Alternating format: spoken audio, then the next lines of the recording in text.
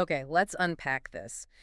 What an incredible week it's been in the world of football. Absolutely. That first international group of the autumn season, it really delivered. It really did. We saw, well, a potent cocktail of historic milestones, breathtaking goal scoring, and some really dramatic turning points on the road to the 2026 FIFA World Cup. Yeah, loads to get into. So our mission for this deep dive is basically to cut through all the noise, extract the most important knowledge, the key insights from the sources about these recent World Cup qualifiers. And those astounding individual performances we saw between September 1st and 9th. Exactly. We're going to explore how the superstars really delivered on the biggest stages, how teams navigated, well, immense pressure. And what it all means, sort of, for the landscape of global football is that next World Cup starts to loom a bit larger. When you think about immense pressure, there's arguably no player under a brighter spotlight right now than France's new captain, Kylian Mbappé. Definitely. And this week, he faced a proper test, didn't he? In their tense 2-1 victory over a really stubborn Iceland. Stubborn is right. And France actually found themselves trailing early in that one. Yeah, it was far from a comfortable night for Les Bleus. It's striking, though, to consider the sheer weight of history Mbappé carries. I mean, his penalty kick in that, man. That pivotal one. Yeah, his 52nd goal for France. It didn't just level the score. It actually propelled him past Thierry Henry. The legend himself. Into sole possession of second place on France's all-time men's goal-scoring chart. And he's just 26 years old. Incredible. So the conversation, among the sources isn't if he'll break Giroud's record of 57 goals. It's when. It's when, exactly, and by how much he'll redefine it. He's on a trajectory that, well, it could set a benchmark for generations. That's an astonishing individual achievement, definitely. But what really stood out for me in the reports was his overall impact, beyond just the record books. The team itself, it was described as delivering an incomplete performance, wasn't it? With moments of sloppy buildup, defensive fragility. Yeah, not their best showing overall. Yet in that sort of crucible, Mbappé really showcased the leadership side. He didn't chase personal glory after his penalty. No, he didn't. Instead, you had that intelligent run onto a sublime long ball, and then the unselfish square pass for Barcola. Yeah, just tapped it into an empty net, secured the winning goal. That's a captain's play, isn't it? Absolutely. The sources really emphasized how this performance highlights his evolution. From that precocious talent to a genuinely mature captain. Yeah. Because France was in serious trouble. Trailing early after that defensive lapse from Elise. Johnson punished it ruthlessly. They also took a head card. And then they were forced to play with 10 men after Chomey got that straight red. A studs-up challenge. Nasty one. So one analyst actually described Mbappe's assist as a moment of pure captaincy, saying he prioritized the team's victory above all. Right, embodying that selflessness needed to drag a team through adversity. Exactly. And it makes you ponder, doesn't it? How these moments, these chaotic, high-stakes scenarios, truly forge a captain's leadership. Yeah, that commitment to the team win. Mbappé wasn't just adding to his goal tally, he was actively shaping his team's destiny right there, in real time. That's a powerful insight into the making of a captain. So, okay, from the ascendant king of France, let's pivot. Let's talk about two other global superstars who absolutely lit up the week. Okay. Showcasing different but equally breathtaking facets of attacking genius. Right. First up, the Nordic phenomenon, Erling Haaland. I mean, if you're just hearing the scoreline now, That's unbelievable. you genuinely might not believe it. Norway produced, well, arguably the most staggering result of the week, dismantling Moldova 11-1. 11. Just brutal. And Haaland was, predictably, right at the heart of it all. A casual 5 goals. Casual, yeah, right? Including a first-half hat-trick completed in just 32 minutes. And he kicked off the scoring, too, assisting Felix Hornmeyer for the opener. His international record now. It's ridiculous. Astonishing. 48 goals in just 45 appearances for Norway. It's just relentless. The striking point here is the sheer, almost brutal efficiency of Norway's attack. Yeah. And while Haaland grabbed the headlines, obviously it wasn't solely a one-man show. No, that's true. The substitute, fellow Asgard, scored 4 goals himself. 4 goals off the bench. Yeah, becoming only the 3rd player in World Cup qualifying history to do that as a sub. Wow. So the combined 9 goals from Haaland and Asgard, plus Meyer and Edgaard, it powered Norway to this historic win. And what does that do for the group? Well, it rockets Norway to the top of Group I. Perfect record, 5 wins from 5. And it's clear of Italy. A remarkable, 6 points clear of Italy, the traditional powerhouse. So it raises a critical point. This isn't just a win, it's a terrifying statement of intent. Yeah. The sources suggested it's a message that Norway, often seen as a dark horse, is now a genuine force, capable of redefining the dynamics of their group, maybe even Europe's footballing hierarchy. They've really gone from promising to dominant, haven't they? They really have. Terrifying indeed for their rivals. But okay, from that raw statistical dominance, let's turn to a different kind of legend, Cristiano Ronaldo. Ah, yes, CR7. At 40 years old, still defying time, still rewriting history, this time in Portugal's thrilling, hard-fought 3-2 win over Hungary. This man truly doesn't quit. He really doesn't. And this brings up that crucial debate, Yeah. about sustained excellence and the limits of age in elite sports. Ronaldo's penalty goal, the one that gave Portugal the lead in the 58th minute, Yeah. that was his 39th career goal in FIFA World Cup qualifying matches, drawing him level with Carlos Ruiz of Guatemala. Level for the all-time record. For the most in the competition's history. Yes. And the match itself was a proper back-and-forth classic. It really was. Hungary struck first. Then they equalized dramatically through Barnabas Varga, late on, 84th minute. Looked like they'd snatched a point. But Portugal responded. Almost immediately. Fueled by Ronaldo's presence, yes, but needing that brilliant late João Cancelo strike from outside the box. That was a beauty 86th minute. Secured the win. One report described Ronaldo as the beating heart of Portugal's resilience, Nice phrase. emphasizing that his goal wasn't just a statistic, but a crucial turning point in a genuinely difficult match.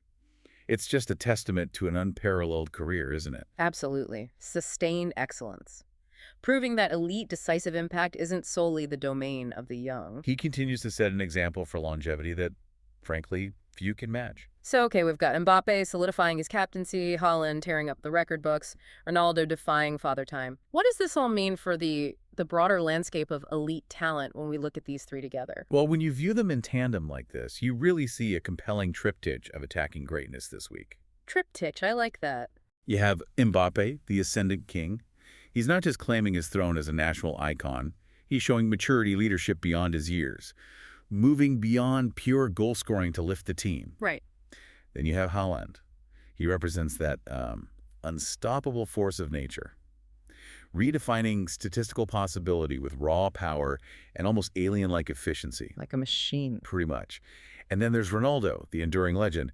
He isn't just battling time and history, he's winning. Yeah. Showing that relentless dedication, that unquenchable will to win can keep you at the pinnacle. So different forms of dominance. Exactly. Yeah. Each showcases a different, yet equally impactful form of dominance, painting a powerful picture of the various stages and forms of footballing greatness shaping the modern game. It's a fascinating look at how different types of genius manifest.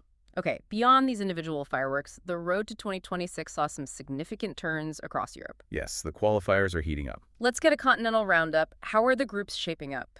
England first. They delivered arguably the most impressive team performance of the week. That 5-0 win in Belgrade, yeah, that was something. Stunning demolition of Serbia in a notoriously hostile place where Serbia hadn't lost for 2 years. That makes it even more impressive.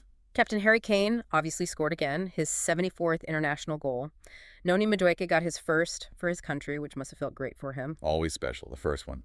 Then second half strikes from Konsa Guehi and a late penalty from Rashford sealed it. A truly comprehensive victory. And like you said, in that environment, one report described the crowd as a cacophony of whistles and jeers from the moment the bus pulled up. Yeah, so to perform that dominantly in that kind of pressure cooker really says something. Indeed. And placing this in context, Thomas Tuchel's side now has a perfect record. 5 wins from 5 matches. And no goals conceded. Incredibly. Yet to concede a single goal in the entire campaign. They now sit a commanding 7 points clear at the top of Group K. So qualification was pretty much nailed on. All but secured, yeah. Which brings up a crucial question. How does such early, overwhelming dominance impact morale, strategy, and maybe the psychological perception among rivals? Right. Does it build confidence or add pressure? Exactly. The sources suggest it's about building this aura of invincibility that could serve them well, but also brings its own pressure to maintain that standard. That's a strong statement from England. But not all teams had such an easy time, did they? Far from it. The fortunes in Group F couldn't have been more different. While Portugal celebrated their dramatic win, the Republic of Ireland's World Cup hopes were left, and I quote, hanging by a thread Oh, dear. after a catastrophic 2-1 defeat to Armenia, a side ranked 105th in the world. Ouch. That's a bad result. Evan Ferguson got a consolation goal, but strikes from Spurtsian and Ranos gave Armenia a famous win, and for Ireland, just devastating. The mood, according to reports, was utter despair. The striking point here is that fine margin in international football, especially for, let's say, second-tier nations. This result leaves Ireland with just 1 point from their opening 2 matches, facing an enormous uphill battle. Doesn't sound good. No. One Irish pundit was quoted saying, "This wasn't just a defeat, it was a systemic failure that exposes a growing chasm in consistency and quality." Wow. Strong words. It really highlights how one poor result, as Ireland tragically found out, can just prove fatal to an entire campaign. Their dreams aren't just in tatters, they're almost entirely extinguished unless something miraculous happens. A very tough pill to swallow for Ireland. Okay, moving over to Group H, Austria claimed a massive win. Yes, 2-1 away victory over Bosnia-Herzegovina. Crucial top-of-the-table clash. Marcel Sabitzer gave Austria the lead. Only for Edin Dzeko, the Bosnian legend, to equalize a minute later. Still got it. Still got it indeed. But Austria had the final say, Konrad Laimer scoring the decisive winner. And this victory, on the road against their main rivals, it dramatically shifts the balance of power in Group H. Puts Austria in a strong position. A commanding position to secure automatic qualification. The sources highlighted this as a tactical masterclass. Resilience, seizing opportunities under pressure. Crucial away points. It just underscores the immense importance of getting points against direct competitors, especially away from home. Austria showed not just skill, but real mental fortitude. Okay, and just quickly touching on the rest of Europe, the qualification picture continued to evolve. Some surprises. Always a few twists. Group D, Ukraine held 1-1 by Azerbaijan. Frustrating draw for them, losing ground on France, seen as a significant setback. Yeah, not ideal. Then a 2-2 draw between Cyprus and Romania in Group H didn't really help either side catch the top 2. A missed opportunity, you could say. Pretty much cancels each other out. And in Group K, Albania kept the pressure on England. A vital 1-0 home win over Latvia. Cementing their place as the main challengers. Yeah, showing they won't make it easy for the 3 Lions. So what we're seeing consistently is, well, the traditional powers are mostly navigating their paths efficiently. Getting the job done. But the margin for error for those second-tier nations is just razor thin. Dreams made or broken in a single moment. That's international football for you. And finally, let's take a quick glance at the global stage. International friendlies offered a glimpse into preparations elsewhere. Right. Teams from other confederations. Most notably, one of the 2026 World Cup co-hosts, Canada. They got an impressive result, didn't they? They did. A morale-boosting 1-0 victory over Wales away in Swansea. The decisive moment came from Canadian defender Derek Cornelius. That free kick. A superb 25-yard free kick, 41st minute, left the keeper with absolutely no chance. What's really key here for Canada, as a co-host with automatic qualification, is that these friendlies aren't just about winning. Right, it's about preparation. Exactly. The sources emphasized how this victory, especially away in Europe against solid opposition, gives them invaluable tactical insights. A significant morale boost, too. Helps avoid complacency. Precisely. That can sometimes affect automatically qualified teams.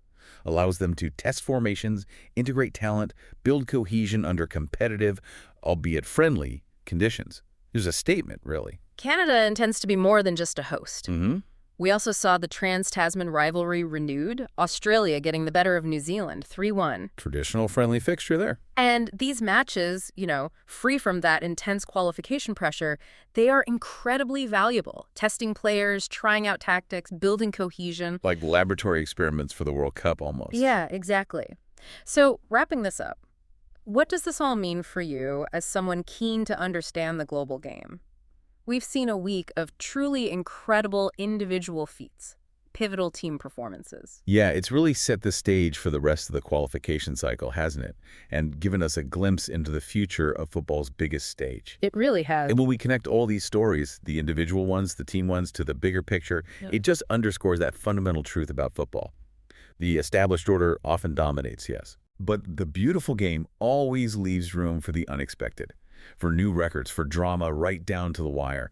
From Mbappe's calculated brilliance to Haaland's raw power to Ronaldo's timeless defiance. These narratives are weaving the tapestry. Exactly, a tapestry of the next World Cup, which raises, I think, an important question for you to ponder.